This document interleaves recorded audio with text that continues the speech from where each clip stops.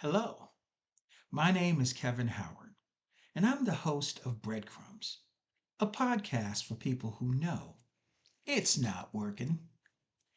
Welcome to episode 32, titled Scarcity is Obsolete.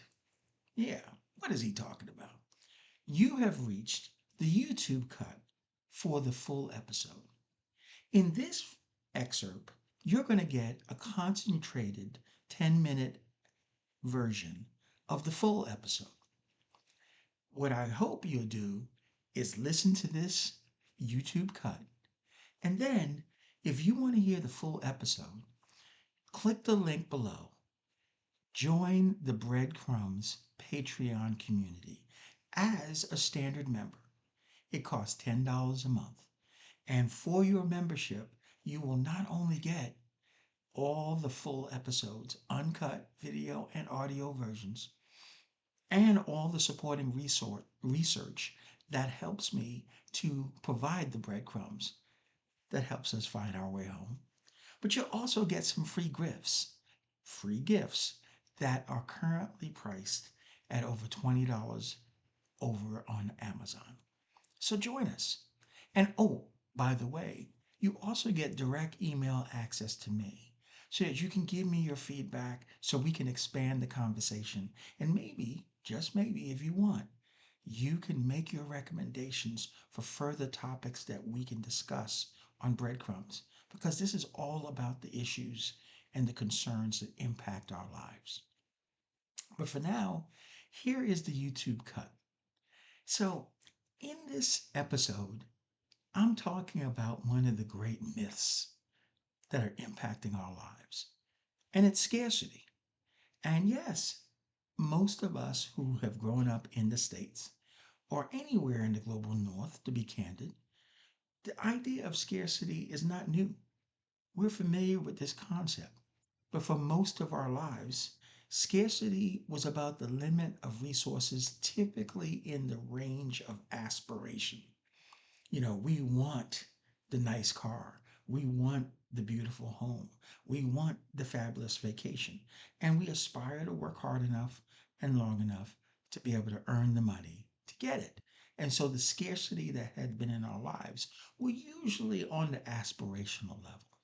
But what most of us have experienced, particularly if you've been an adult over the last 20 years, is that scarcity has creeped closer and closer and closer to the essential goods and services that allows us to support ourselves and our families.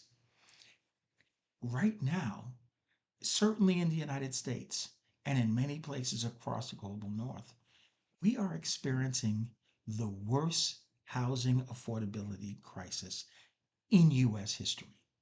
And what does that look like? Well, it just looks like for the first time in US history, the median middle class household can no longer afford to buy the average house in the average American city. Yeah. And for lower income families who are renting, over 50% of them, because of rent inflation since we came out of COVID in 2021, are experiencing the worst of choices. Do I pay my rent or do I eat less? Wow. And so we have food insecurity amongst the lower income families of America. This is where we are. Scarcity has arrived home. And so this episode is just to discuss not how we got here, because I've talked about how we got here in multiple podcasts. I will put those links in the notes below. We're talking about, well, what resource do we need for an American family, typical American family, family of four household, to live abundantly in America, right? How much resource does that take, right? How much does that resource cost? And whether does America have that resource? Does America have enough resource that every household in America can live an abundant life? Hmm. And given the amount of resource we actually have, Who has it? Because too many of us do not. Well, that's what we're going to talk about in this episode of Breadcrumbs.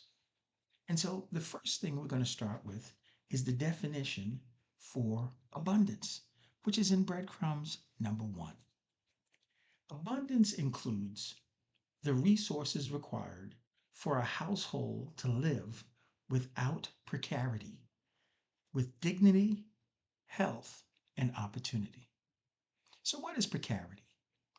Precarity is a state of persistent insecurity with regard to your employment or your income.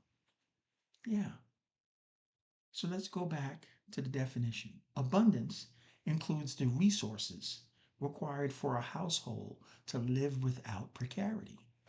Okay. So if we start from that starting point and then we look at the resources, what are the resources that make up an abundant life?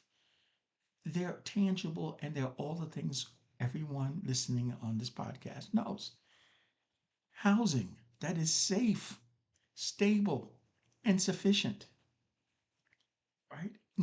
Access to nutritious food and clean water, sufficient to support our wellness.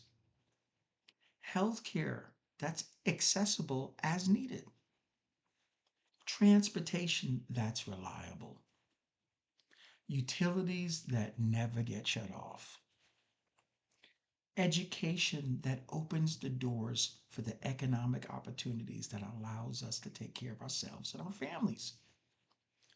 Childcare so that parents can work and to be able to develop emergency savings so that the predictable expenses, yeah, the transmission needs to be changed or the roof needs to be fixed, the predictable expenses can be met instead of leading to financial catastrophe.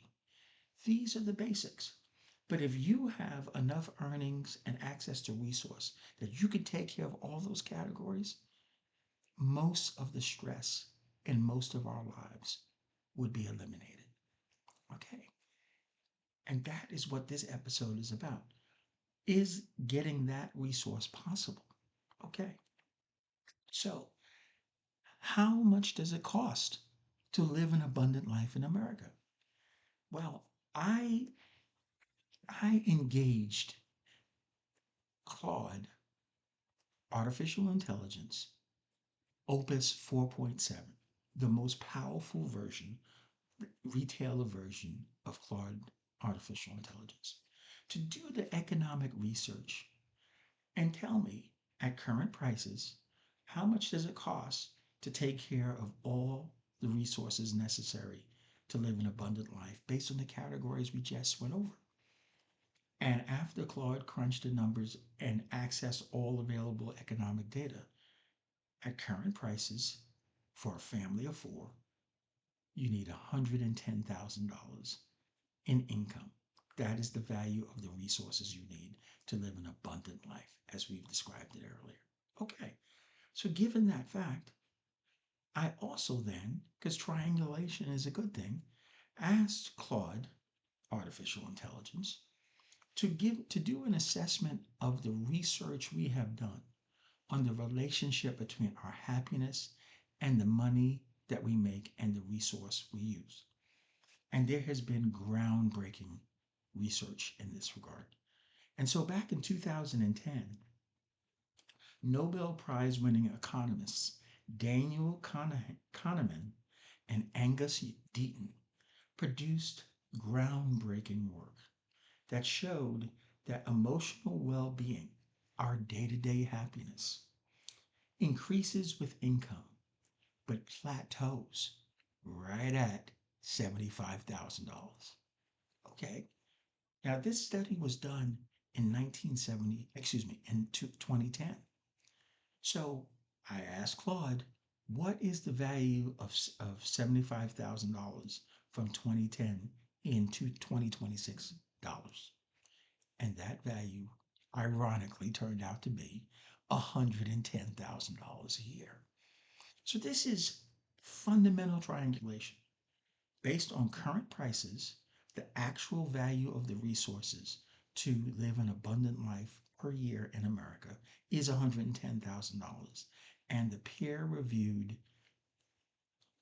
Nobel Prize winning research indicates that our happiness peaks when we have $110,000 in resource. So these both support the conclusion of breadcrumb number two, and that is physical and emotional abundance is optimal at $110,000 at current prices. Okay, great. So now we have the target. We have the target. What I did thereafter was establish establish an economic analysis using Claude AI, where we looked at American households and we organized them by income level, by income quintiles, the bottom 20%, the second lowest 20%, the middle 20%, and so on. And then in the highest 20%, we further splintered it with the families who earned from 11% to 20%, the families who earned from 2% to 10%, and the families who earned in the top 1%. Okay, so seven income categories. And then for those households, we started looking, okay, we know what the optimal amount of resource that produces resource abundance is. We know what the cost of that is. How much resource does each of these income categories actually possess? And what is the relationship between how much resource they possess and the optimal amount of resource at $110,000? Are they short? Therefore, they live in scarcity. Are they above? Therefore, they live in abundance. Okay. And so, in the full episode, we will go over the details of all of that. But one thing that came across, very clearly came across, is that the resource distribution, when you look at it in America, for all the categories that make up an abundant life, tells an extraordinary story. So for housing, okay, in America, while we're experiencing a housing affordability crisis, there are 15.6 million vacant housing units in America. Yeah, 15.6 million vacant housing units in America. The official statistics, which I think is a gross understatement, suggest that there are only 650,000 homeless people. And that number is supposed to include people living in their cars. I think that's absurdly low. But even if we multiply that number by five, even by 10, 5 to 6 million homeless or semi-homeless or threatened to be homeless people in America, it is a fraction of the 15.6 million vacant homes, housing units in America. What that is showing you here is we do not have a shortage of housing in America. We have an access problem. Food. The United States produces 4,000 calories per person per day of food. That is twice as much as the average person needs. 4,000 calories per person per day. And our distribution system, yeah, the average American plate travels 2,000 miles. Our distribution system wastes up to 40% of the food we produce. Yes, this is 106 million tons of food we waste a year. Yeah, okay. So that much production of food, that much waste of food, and yet 44 million Americans report food insecurity. We do not, food is not scarce in America. Access is the problem. Wealth. The top 1% of American wealth holds 30.5% of all American wealth. And the bottom 50% of Americans in wealth only hold 2.5%. Yeah. Healthcare. We spend $4.9 trillion annually on healthcare and have over 1 million doctors, and 1 million hospital beds are vacant. And yet, another low estimate number, 27.6 million Americans are uninsured. And let me just speak a moment about the insured, because the standard insurance out here for even the banking industry, even higher income industries, the standard insurance out here that most of us have is high deductible insurance. In that case, you are paying thousands of dollars a year for the privilege of self funding your normal healthcare costs because you never reached a deductible limit. Unless you have a catastrophic event, you are paying thousands of dollars in premiums for the privileges of self funding your doctor's visits and your pharmaceutical drugs and things. Yeah. And so when you look at the totality of the resource, the actual resource distribution of the goods and services we need to live an abundant life, it tells the story of an abundant life denied. Well, you've reached the end of this YouTube cut of episode 32. Scarcity is obsolete. I hope you enjoyed this YouTube cut. If you want to hear the full episode, click the link below. Join the Breadcrumbs Patreon community as a standard member, $10 a month. You will get access to all the full episodes, video and audio. You will get email direct access to me where we can continue and deepen the conversation, and you can make recommendations for content and even potentially come on the podcast to share your story.